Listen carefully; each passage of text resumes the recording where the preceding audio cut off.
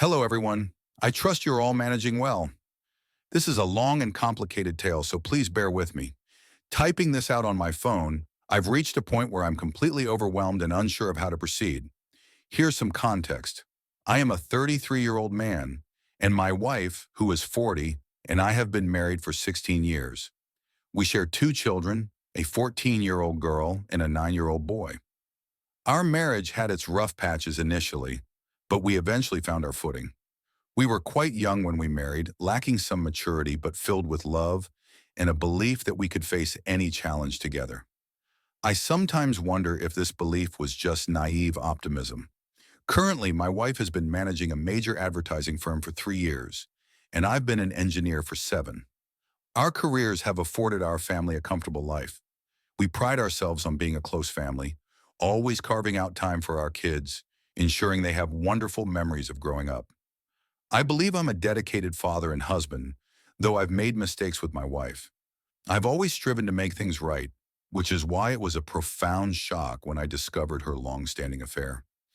This revelation came after a period where my wife grew increasingly distant, over the past 2 years to be exact. She seemed dissatisfied with everything I did, often comparing me unfavorably to her boss. Yes, that boss. She would point out how he would manage situations differently or treat his wife in ways I apparently fell short. Feeling immature and inadequate, I asked her directly what she needed from me to rekindle our spark. Her response was always vague. You should know what to do without asking. So I sought answers elsewhere, buying books and researching, but nothing seemed to work. My efforts were either met with lukewarm gratitude or outright disappointment. It was perplexing because this wasn't the woman I knew all these years. I believed it was my fault that I couldn't make her happy, not realizing that I wasn't the one who needed to fix things. Our families were intertwined, particularly with her boss and his family. Our children were friends, and we often shared family outings and home visits. I even confided in her boss about our marital issues, considering him wise and supportive. But now, as I reflect on these exhausting demands and the emotional toll they've taken, I realize there's much more to this situation than I initially thought. Or it was over for our marriage. The change in her demeanor was a stark contrast to the strong relationship we once cherished. It hit me hardest one night while lying in bed. My wife was chuckling and typing away on her phone, completely absorbed. Curious, I tried to sneak a peek, but she pulled the phone away sharply and snapped at me, demanding to know why I was prying. I explained I just wanted in on the joke, but she coldly informed me it was none of my business and left for the bathroom. That was the moment I suspected an affair. The next day, driven by a mix of desperation and suspicion, I asked her directly if she was seeing someone else. She vehemently denied everything, her fury palpable. Her phone, usually so accessible, became a guarded fortress. When I asked to see it, she refused, only relenting late that night. The phone revealed little. Messages to certain contacts were conspicuously deleted, leaving only fragments of conversations that made little sense. I returned the phone without comment, but the silence between us stretched on. A month later, a friend helped me recover some of the deleted texts. It was as I feared. She was involved with her boss. The proof was fragmented but undeniable. Confronting her immediately felt futile. She'd surely find a way to deflect. I was tormented by thoughts of our children's distress if our marriage ended. My friend witnessed my despair, offering a shoulder as I broke down. Still clinging to hope, I purchased a book titled, How to Help Your Spouse Heal from an Affair. Maybe, just maybe, if I presented it to her, she would see the pain she was causing and end the affair. I planned to talk to her that Saturday to plead for us to try again. However, she preempted me, claiming an urgent work emergency and told me not to wait up. Suspicious, I called her office on Saturday. No response. They were closed, as I had suspected. Attempts to reach her phone met with silence. She returned home at 2 a.m. on Sunday, immediately showering and going to bed without a word. When I questioned her lateness, she brushed it off, saying she had warned me not to wait. I never gave her the book. Her indifference to my suffering was clear. She didn't care to see the pain she inflicted. In a final desperate attempt for clarity, I reached out to her boss's wife, hoping she might shed some light on the situation or share my turmoil. This quest for answers was more than about confirming an affair. It was about seeking a semblance of stability in the whirlwind my life had become. And her boss were devastated, but the damage was done. We were too hurt to consider forgiveness. The betrayal was too deep, and our trust irreparably broken. Throughout the ordeal, the boss's wife and I supported each other, sharing our grief and determination to move forward. The day the papers were served was a turning point for me. It was hard but necessary. Seeing my wife's shock and desperation as she tried to justify her actions only solidified my decision. Her pleas fell on deaf ears. The time for explanations had passed long ago. I left the hotel with a heavy heart but with a sense of closure. In the months that followed, navigating the divorce was challenging. The emotional toll was immense, not just for me but for our children too. We tried to shield them as much as possible, but the changes were inevitable. My priority was to provide stability and love, reinforcing that they were not at fault. Meanwhile, communication with my soon-to-be ex-wife was minimal, strictly about the kids and necessary logistics. The boss's wife, now a close friend, was a pillar of strength. We often discussed how to rebuild our lives and heal. We attended group therapy sessions and leaned on our support networks. The community was surprisingly supportive. Friends and family offered help, understanding, and sometimes a necessary escape. I focused on personal growth, spending more time with my children, and rediscovering hobbies I had neglected. As the final divorce proceedings approached, I felt a mix of relief and sadness. It was the end of a significant chapter in my life, but also the beginning of something new. I was learning to forgive, not for her or what happened, but for myself, to let go and move forward. Looking back, I don't regret reaching out to the boss's wife or how we handled the situation. It was a painful yet enlightening journey. I learned about resilience, the importance of trust, and the strength found in unexpected places. While the scars remain, they remind me of what I've overcome and the brighter future I'm building step by step. The pressure to reconsider the divorce is mounting from all sides. My wife, now insistent on proving her newfound remorse and commitment, is pushing harder every day for reconciliation. She attends therapy regularly, pores over self-help books, and makes every attempt to engage me in discussions about her emotional journey and revelations following the affair. But to me, they sound like well-rehearsed excuses, hollow and insufficient given the depth of betrayal. Despite her efforts, which some might call commendable, I see them as manipulative. When she suggests couples therapy or reading books on infidelity together, I can't help but feel she's trying to draw me back into a narrative where somehow we both share the blame. I've heard too many stories where therapy shifts the focus, making the victim partake in the guilt. That's not a journey I'm willing to embark on. She has even tried to rekindle intimacy, claiming it's not manipulation, but an expression of her love. I've corrected her sharply each time, telling her that her definition of love has become warped and self-serving. Her actions now, fueled by desperation and fear of losing the comfortable life we built, do little to erase the memories of her deceit. My resolve wavers at times, influenced by the physical proximity and the tangible reminders of the life we shared. We still live under the same roof, navigating the awkwardness that fills our home. It's a daily struggle, seeing the person who dismantled your trust try to patch it up with remorseful glances and tentative smiles. The voices around me don't make it any easier. Even my own mother argues that everyone deserves a second chance, that my wife's misstep, though severe, comes from a place of human flaw and not malice. She and others plead with me to consider the good years, the children, and the possibility of a future where this betrayal becomes a shadow of the past, overshadowed by a stronger marriage sculpted out of forgiveness and understanding. But how can one forgive so readily? The boss's wife, who has become a friend and confidant through our shared ordeal, continues to support my decision to move forward with the divorce.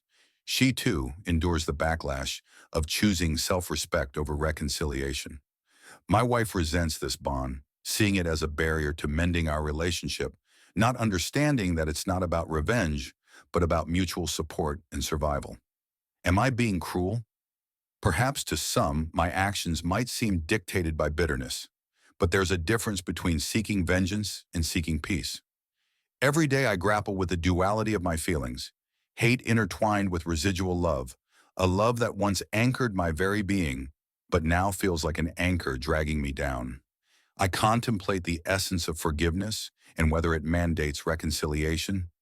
Is staying with someone who hurt you profoundly truly an act of love, or is it a surrender to fear? Fear of change, of judgment, or of loneliness? These questions haunt my thoughts, leaving me restless. As the date for finalizing the divorce approaches, I find myself at a crossroads, caught between the comfort of the known and the daunting prospect of starting anew. The pressure to pause, to give it another chance, intensifies. Yet deep down, a part of me knows that moving forward might not just be a path to healing, but to eventual happiness that isn't tainted by the past. Deciding whether to finalize the divorce or to succumb to the myriad voices urging reconciliation is a battle between heart and hurt, past and potential. What is the right choice? The answer remains as elusive as the trust I once placed so freely in the hands of my wife. Thank you to everyone who has shared their thoughts and advice.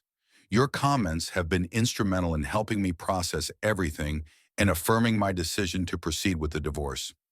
After much contemplation and community feedback, particularly from users like Molson5972, it's clear that what occurred was not just a mistake, but a profound betrayal.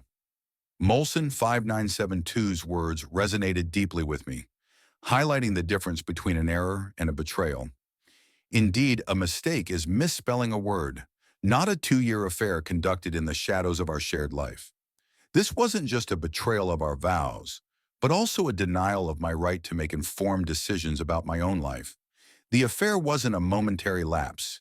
It was a series of calculated choices that continued for years, under the very roof we built together. Each day my wife chose deception. She was not only lying about her actions, but also eroding the foundation of trust and respect we had developed over our years together. However, despite the unanimous support for the divorce, some have inquired why I still interact with my wife more than necessary, especially after deciding to end our marriage. The truth is complex. Despite everything, there remains a tangled web of emotions and shared history that isn't easily severed. We have children, and for their sake, maintaining a semblance of civility is essential. In recent weeks, I've attended a couple of therapy sessions with her. I'm not doing this because I harbor any hopes of reconciliation, but rather to find a pathway to effective co-parenting and to heal enough to move forward. The first session was surprisingly insightful. It helped me see the genuine remorse my wife feels. She hasn't been perfect in managing the aftermath of her actions, but her efforts in therapy show a willingness to understand the pain caused and to work on herself, even if it's too late to save our marriage. The second session, however, was far more tumultuous. It centered around her discomfort with my continued communication with the boss's wife, fearing it may lead to a revenge affair. This session ended in a heated argument, reflecting the complex feelings still at play. It was perhaps the angriest I've been throughout this ordeal. Despite the anger, these sessions are a crucial part of navigating our new reality, particularly in how we relate as co-parents moving forward. Looking ahead, the divorce proceedings are moving forward. It's a painful but necessary step toward regaining my independence and sense of self after such a profound betrayal. This process, while liberating, is also a stark reminder of the irreversible changes in our relationship. As the reality of our separation sets in, I am also beginning to consider life beyond the divorce. Rebuilding trust, finding forgiveness, and perhaps eventually opening up to new relationships are all on the horizon. However, the scars from this betrayal will undoubtedly influence how I approach future relationships. To everyone following this journey, your support and insights have been invaluable.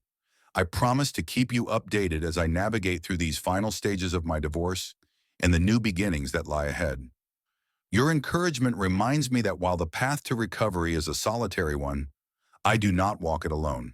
With the boss's wife, she thinks that this contact could potentially lead to something more, despite my repeated assurances that it's purely platonic and supportive. Honestly, the only thing keeping us connected is our shared experience and the mutual support system we've developed through this tumultuous time. Today, I'm feeling particularly frustrated because the closer we get to finalizing the divorce, the more my soon-to-be ex-wife seems to unravel. She's terrified of a possible revenge affair, which to me feels like a projection of her own guilt and mistakes onto my actions. I've made it clear numerous times that my integrity is not up for debate, and I refuse to stoop to infidelity. In therapy today, she brought up her fears again, almost accusing me of having hidden motives for maintaining my friendship with the boss's wife. It was exhausting to defend my character once again, to argue that my moral compass hasn't shifted despite the hurt she's caused. The therapist tried to mediate, suggesting that these fears are likely a reflection of her own insecurities and regrets, rather than any real threat from me. My wife is still attempting to make amends, offering everything from post-divorce agreements to promises of changed behavior. She suggested a post-nuptial agreement that outlines strict conditions for a possible reconciliation after the divorce. While I listened, part of me wondered why she couldn't have put this much effort into our marriage before everything fell apart. The truth is, the more she tries to secure a future with me, the more I feel suffocated by the past.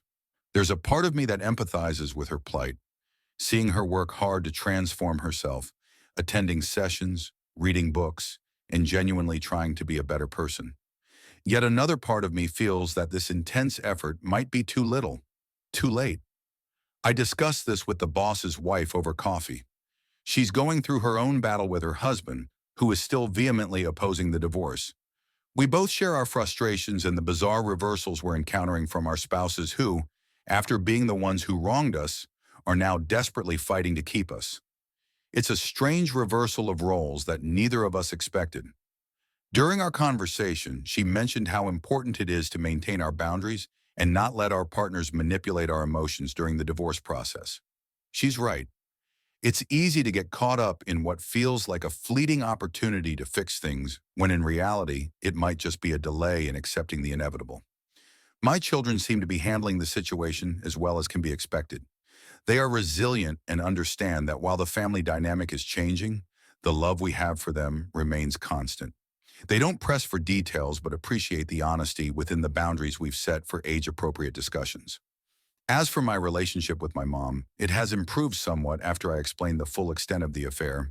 She was initially upset with me for being so adamant about the divorce, but after understanding the depth of the betrayal, her anger has shifted towards my wife.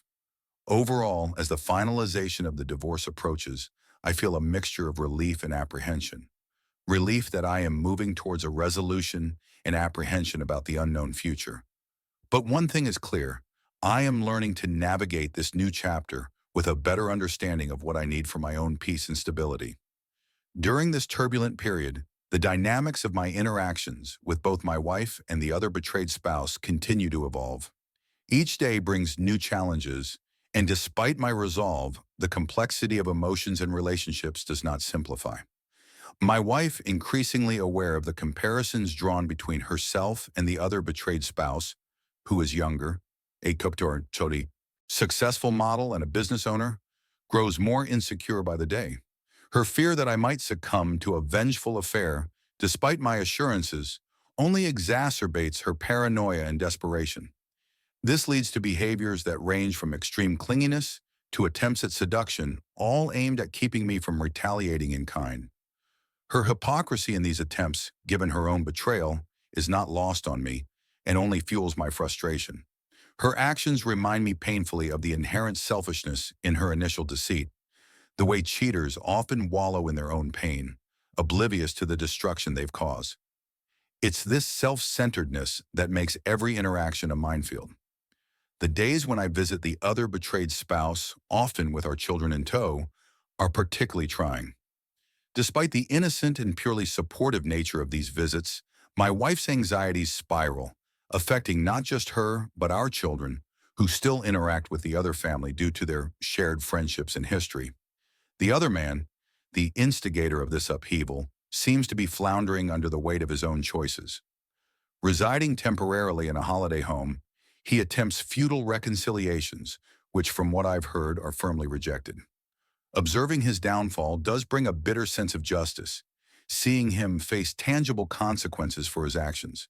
He avoids me, coordinating his visits with his children for times when I am not present, a fact that I find both pathetic and slightly amusing.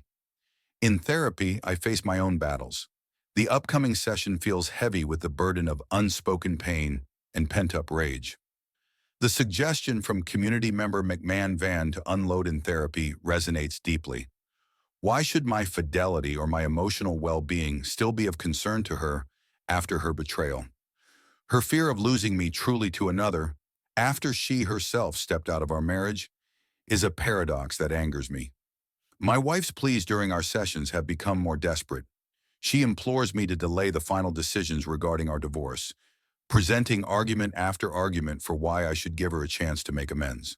Her requests for more time, her promises of change, feel like too little too late, yet part of me hesitates, torn between the desire for justice and then the remnants of what we once had.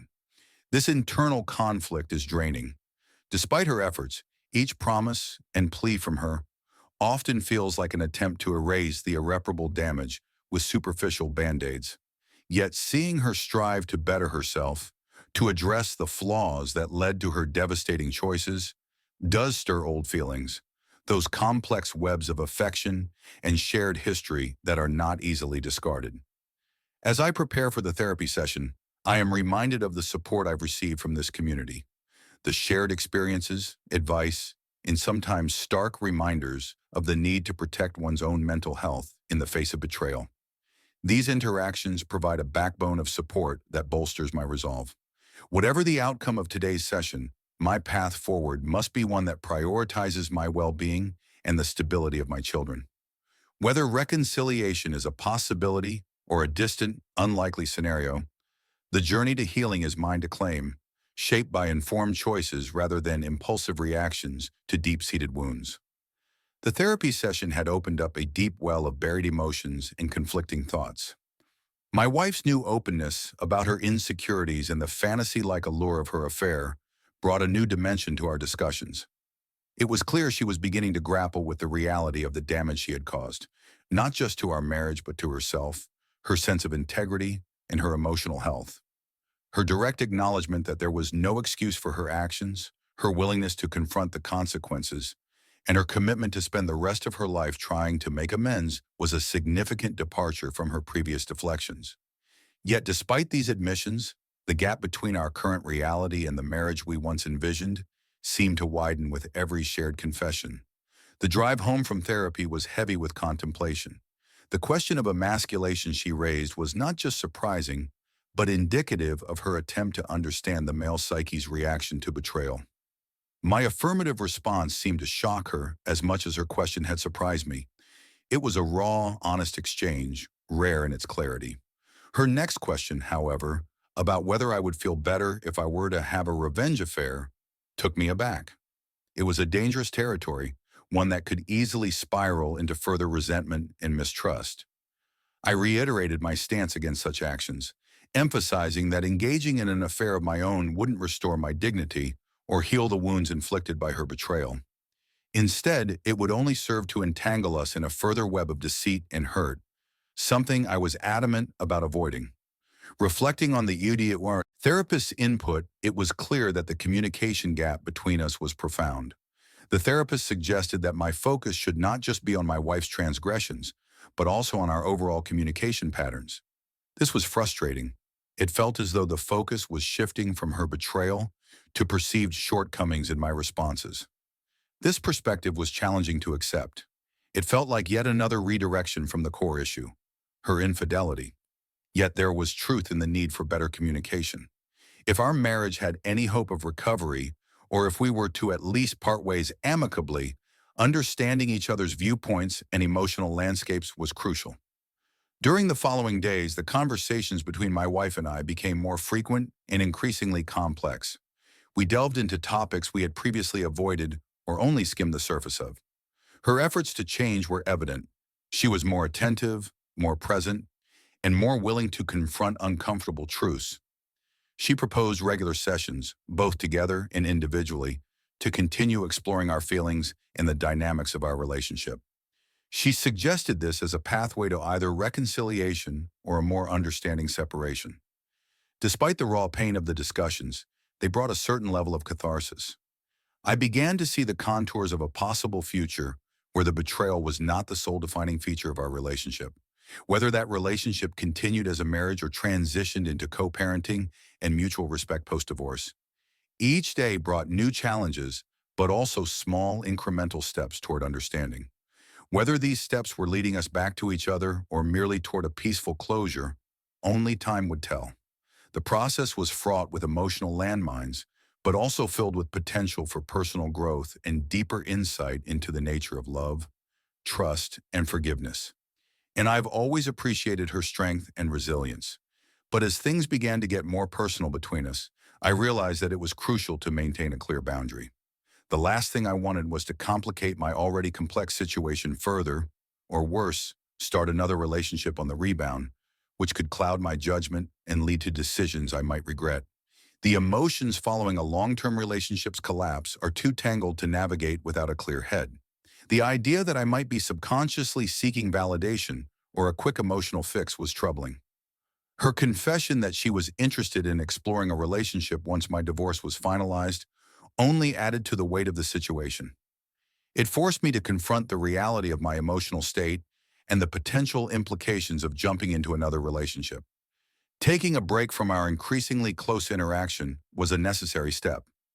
I needed to focus on finalizing my divorce and ensuring that my actions were not influenced by a temporary void or a knee-jerk reaction to my wife's betrayal. It was not about denying the possibility of something developing in the future, but about giving myself the space to heal and truly come to terms with the end of my marriage. As the holidays approached, I committed to maintaining a civil and even cordial relationship with my wife for the sake of our children. They deserved to experience a peaceful holiday season, and I was determined not to let the complexities of our separation overshadow these moments. Despite her occasional overtures, which I consistently rebuffed, we managed to find a semblance of stability during these gatherings. My wife's behavior throughout the divorce process has been unexpectedly generous, which has been both a relief and a source of suspicion. Her insistence that her generosity was a reflection of her recognition of my commitment as a husband and father was comforting, yet I remained cautious. Experience had taught me that intentions could change quickly, especially under the emotional strain of a divorce. The fact that she continued to express a desire to be intimate was a recurring challenge. Her previous lack of initiation in this area made her current fervor seem all the more disingenuous. While part of me understood her attempts to make me feel desired and to address what she perceived as my feelings of emasculation, it was difficult to accept her advances without feeling like they were yet another strategy for reconciliation. Ultimately, I decided to cease therapy sessions with her. It became clear that continuing them was only fostering false hope and perhaps delaying both of our abilities to move forward independently. She needed to find her own path to healing, as did I. As for the future, the completion of our divorce in mid-February looms as a definitive marker of a new chapter. The decision to split everything fairly, with her leaning towards generosity, might be her way of making amends. But only time will tell how we will both adapt to the new realities post-divorce. Navigating the end of a marriage is never simple, and each step seems fraught with potential pitfalls. Yet I am gradually learning to prioritize my well-being and the well-being of our children above all. The journey is far from over, but I am more prepared for whatever comes next, armed with a clearer understanding of my needs and boundaries. It was a sudden, sharp realization that hit me amidst the chaos of emotional turmoil and legal proceedings.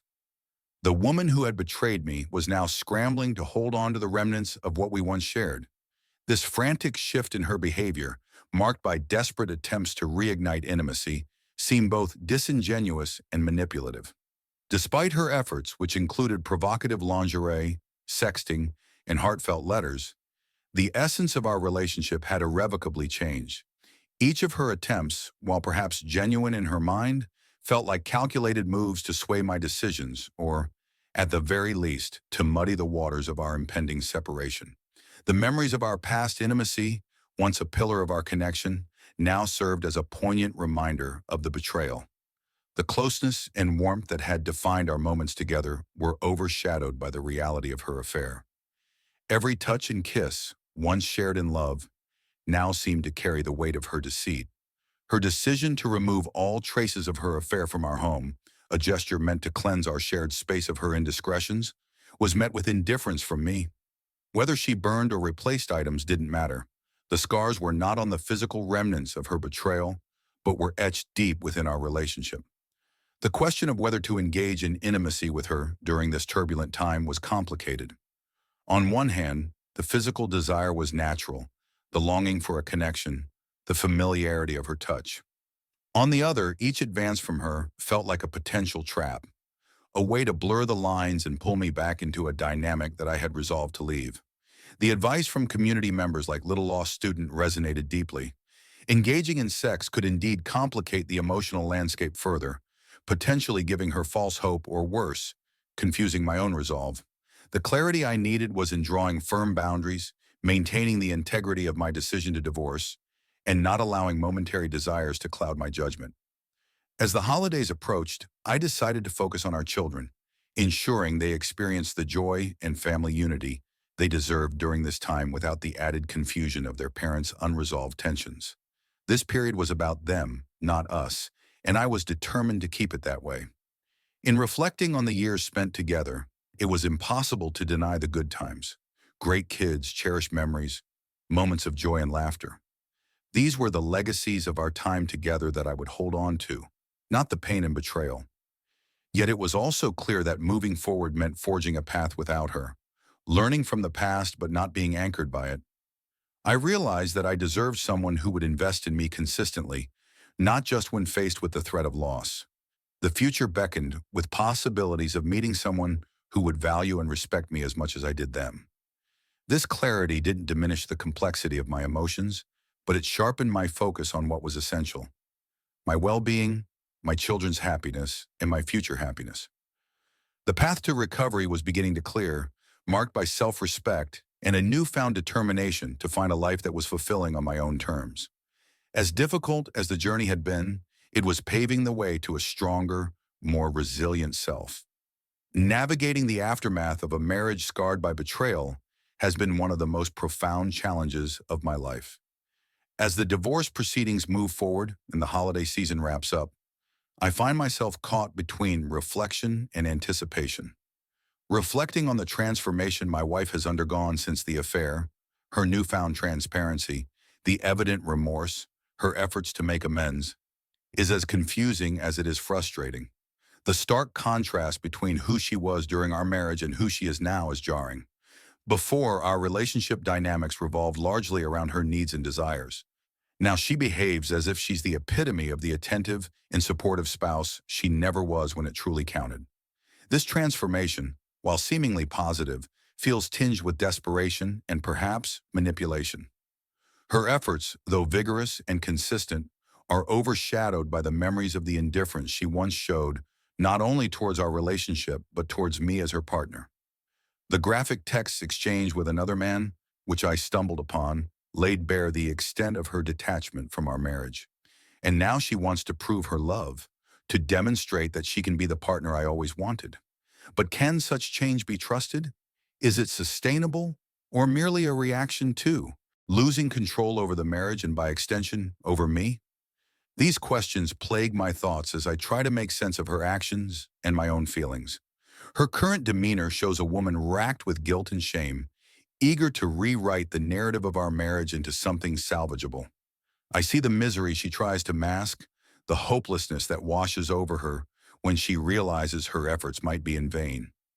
Part of me feels a pang of guilt for contributing to her distress. Yet I remind myself that the necessity of maintaining my boundaries and respecting my feelings is paramount. The community's advice has been a lifeline during these tumultuous times. Many have pointed out that reconciling after such a betrayal could lead to further confusion and pain. The idea that having sex or continuing intimate interactions might only muddle the waters is a perspective that resonates deeply with me. It's not just about the physical act, it's about the emotional implications that come with it. Moving forward, my resolve has strengthened. I've decided that the new year will mark not just a fresh start, but a definitive end to this chapter of my life. While my wife may have evolved into a seemingly ideal partner, the foundation of our relationship, trust, has been irrevocably broken. I cannot see myself rebuilding a life with someone whose actions shattered that essential element. As for the other betrayed spouse, our bond formed through shared pain and mutual support has been unexpected but invaluable. Her presence during my lowest points has been a beacon of hope and understanding. Our decision to meet for dinner after the holidays is not a step towards a romantic relationship, but an acknowledgement of the role we've each played in the other's healing journey. It's an opportunity to thank her for being there when I felt most alone. In conclusion, the journey of the past few years has taught me more about myself, about resilience, and about the complexities of human relationships.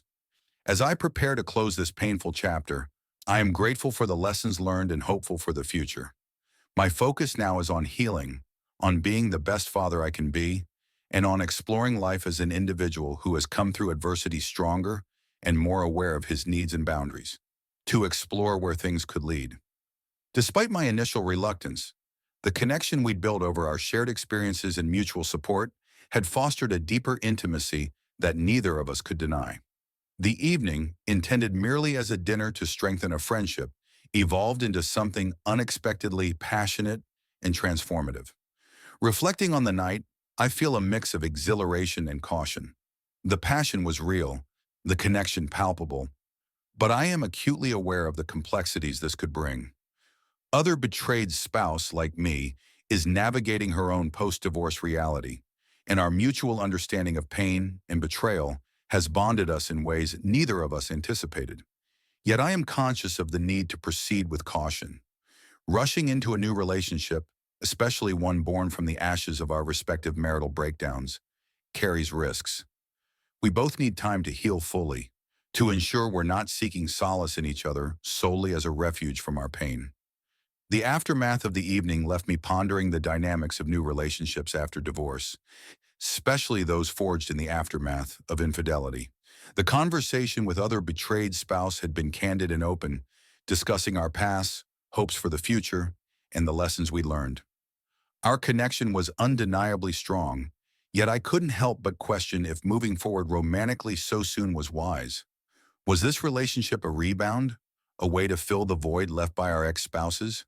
Or was it something genuinely substantive, a chance to build something lasting with someone who truly understood the depths of my experiences? In the days that followed, my ex-wife's presence became a stark contrast to the dynamic I was experiencing with other betrayed spouse. My ex was still attempting to reach out, still hopeful for reconciliation, despite the finalized divorce. Her efforts, while perhaps genuine, reminded me of what I no longer wanted. A relationship marred by betrayal and ongoing attempts to mend what had been irreversibly broken. Our interactions were now limited to discussions about co-parenting, an arrangement I was determined to handle with both compassion and firm boundaries. The decision to buy out her part of the house was a significant step towards independence, a symbolic and practical move to reclaim my space and start anew. It was important for me to create a stable, welcoming home for our children, who remained my priority through all the upheaval. They needed to see their father strong and capable, not entangled in past hurts or rushed new romances. As for the future with other betrayed spouse, I decided to take things slow. The passion we shared was undeniable, but I knew that building a healthy, enduring relationship required more than chemistry. It required time, patience, and a mutual commitment to growth and healing. We agreed to continue seeing each other, to explore the potential of our connection, but with the understanding that we both had personal journeys to undertake. In conclusion, as I navigate this new chapter, I remain cautious yet optimistic. I've come to recognize the value of self-reflection and taking things at a pace that respects both my needs and those of others involved in my life. This period of transition is one of both challenge and opportunity, and I am ready to face whatever comes with an open heart and a clear mind, always prioritizing the well-being of my children and my own emotional health. Navigating the emotional landscape post-divorce has been a complex journey, not just for myself, but for other betrayed spouse as well. Our spontaneous connection, born from shared trauma and mutual support, evolved unexpectedly into something more meaningful. Yet both of us recognize the importance of proceeding with caution, understanding our emotional vulnerabilities, and the need for personal healing. As the days pass, I find myself grappling with mixed emotions. The exhilarating experience with other betrayed spouse gave me a much-needed boost in self-esteem and helped me rediscover aspects of intimacy that had been absent in my marriage. However, the morning after left me with questions about the sustainability of jumping into a new relationship so quickly after such a tumultuous end to my marriage. Other betrayed spouse, now officially my girlfriend, has shown remarkable grace and maturity in dealing with her own divorce. She managed her settlement without succumbing to bitterness or revenge, focusing instead on achieving fair outcomes, especially regarding child custody and finances. Her approach not only demonstrated her integrity, but also reassured me about the kind of person she is under pressure, a trait I deeply respect. Yet, despite the positive developments in our relationship, the dynamics involving our children remain a sensitive issue. Both of us are acutely aware of the potential impact our relationship could have on them. The kids have had to adjust to a lot of changes, new living arrangements, their parents dating new people, and the general upheaval that divorce brings. To help them navigate these changes, we've initiated therapy for them. It's crucial for us that they feel stable and understood during this transition. Our relationship has been a source of comfort and excitement, but also a ground for careful consideration. We've discussed at length how to maintain a healthy relationship without rushing. The fact that we both have children makes it all the more important to proceed with caution and mindfulness. We want to ensure that our relationship is built on a solid foundation of mutual respect and genuine connection, not just a rebound from our past hurts. Communication has been our cornerstone. We've been open about our feelings, doubts, and the fears that come with new relationships after divorce. These conversations, though sometimes difficult, have helped us understand each other better and clarify what we both want and need moving forward. I've learned a lot about myself through this process, about my needs, my boundaries, and what I value in a partner. The experience has taught me never to settle for less than what I deserve, and that a fulfilling relationship involves both partners giving their all, not just in terms of physical intimacy, but emotional support as well. As for the future, it remains open. I'm taking things one day at a time, focusing on healing, being a good father, and nurturing this new relationship with care. Other betrayed spouse and I are both committed to our own personal growth and to developing a partnership that is healthy and fulfilling for both of us. I'm grateful for the community that has supported me through my darkest times. Your advice and encouragement have been invaluable, and while I'm stepping back from sharing as much online, I am moving forward with a renewed sense of purpose and optimism. Navigating life post-divorce is never simple, but with the right support, a willingness to face one's own vulnerabilities, and a commitment to personal growth, it is possible to build a hopeful and rewarding future. Navigating life post-divorce, especially while maintaining a new relationship and managing family dynamics, has been a complex journey, marked by its share of highs and lows. The transition hasn't been easy, particularly with the palpable tension between my daughter and my ex-wife, each harboring resentment and unresolved feelings towards the circumstances that unfolded. The challenges don't stop there. My ex's continued attempts to reconcile, despite the clear boundaries I've set, add another layer of complication. Her actions at social gatherings like the 4th of July party only underscore the desperation and lack of acceptance of the current reality. It's painful to watch, knowing that there was once genuine love and respect between us. Now her actions often put me in difficult positions, forcing me to maintain firm boundaries to protect my own emotional well-being and that of other betrayed spouse. Other betrayed spouse has been a pillar of support through all of this. Her patience and understanding, especially when dealing with the drama caused by my ex, have only deepened my feelings for her. She's shown a remarkable level of maturity and grace, even when directly faced with hostility from my ex. Despite the chaos, our relationship has flourished, offering a stark contrast to the toxicity that marred the end of my marriage.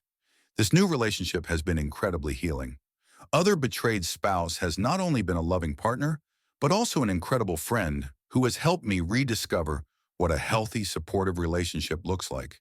It's something I hadn't fully realized was missing until now. Her presence has shifted my perspective on love and relationships, showing me the possibility of a partnership based on mutual respect and genuine affection, without the underlying tensions that plagued my marriage. As for my children, Integrating other betrayed spouse into their lives has been handled with as much care and sensitivity as possible. Initially, there were inevitable adjustments and some resistance, particularly due to the upheavals they've endured. However, over time, they've grown to not only accept, but also love her. Their acceptance has been crucial to me, as their happiness and stability are my top priorities. The therapy sessions for the kids have been invaluable. They've provided a safe space for them to express their feelings, work through the changes in their family structure, and adjust to the new dynamics. These sessions have helped stabilize their emotional health, which has seen a significant improvement over the past months. Looking back at the tumultuous journey from discovering the affair to navigating divorce and finding new love, it's clear how much I've grown. The pain and betrayal broke me down, but they also laid the foundation for personal growth and a deeper understanding of my needs and desires. It taught me the importance of self-respect and the courage to walk away from situations that no longer served me. As I move forward, the idea of marriage remains daunting. While I adore other betrayed spouse and see a long-term future with her, the scars from my past have instilled a cautious approach to legally binding commitments. For now, we're content with enjoying our relationship as it is, focusing on building a stable, loving environment for ourselves and for the kids. In summary, while the journey has been anything but straightforward, each step has brought valuable lessons and unexpected blessings. The support from the community, both online and in real life, has been a cornerstone of my recovery and resilience.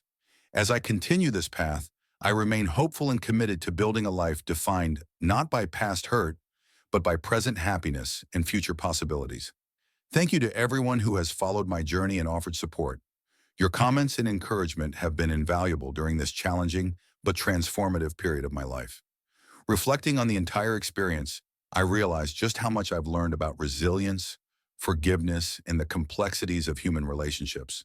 The growth I've undergone couldn't have been achieved without the trials I faced. Each step, each setback, and each recovery has shaped me into a more self-aware and empathetic individual. The relationship with other betrayed spouse has indeed been a surprising source of happiness and stability. Her connection with my children and the genuine affection they share is more than I could have ever hoped for. It's not just about finding love again. It's about building a family dynamic that is supportive and nurturing. Her children accepting me as a part of their lives, especially her youngest viewing me as a stepdad, has been both heartwarming and profoundly impactful. It reassures me that our relationship provides not just emotional fulfillment for us as partners, but also a stable and loving environment for our children. Regarding my ex-wife, seeing her take steps to better herself and repair the bond with our daughter has been reassuring. While I have no interest in rekindling our romantic relationship, knowing that she is healthier and becoming more self-reliant gives me peace of mind. It's crucial for our kids to see their mother in a positive light, and her improvements in personal well-being help facilitate a healthier co-parenting arrangement. As for the other man, while I don't hold any respect for him after everything that has occurred, his current situation is a reminder of the consequences of one's actions. It reinforces the importance of living authentically and treating those around you with respect and consideration. His struggles are a testament to the destructive nature of deceit and selfishness. Going forward, I'm committed to maintaining a healthy relationship with other betrayed spouse, continually nurturing the bond we've built. We understand the need for continued growth both individually and as a couple. We've learned that being together doesn't just mean sharing joys, but also supporting each other through personal battles and external challenges. To those who are still struggling with the aftermath of betrayal or are in the throes of recovery, know that it does get better. It may not seem like it at times, but with patience, effort, and a willingness to face your emotions head-on, healing is possible. Allow yourself to grieve, to be angry, and then to forgive. Not necessarily because those who hurt you deserve it, but because you deserve peace. Finally, cherish the relationships that uplift you, and don't be afraid to let go of those that diminish your worth. Life is too short to be anything but happy. Thank you once again for being a part of my journey. I am looking forward to the future with hope and gratitude. ready to embrace whatever comes next with an open heart and a clear mind.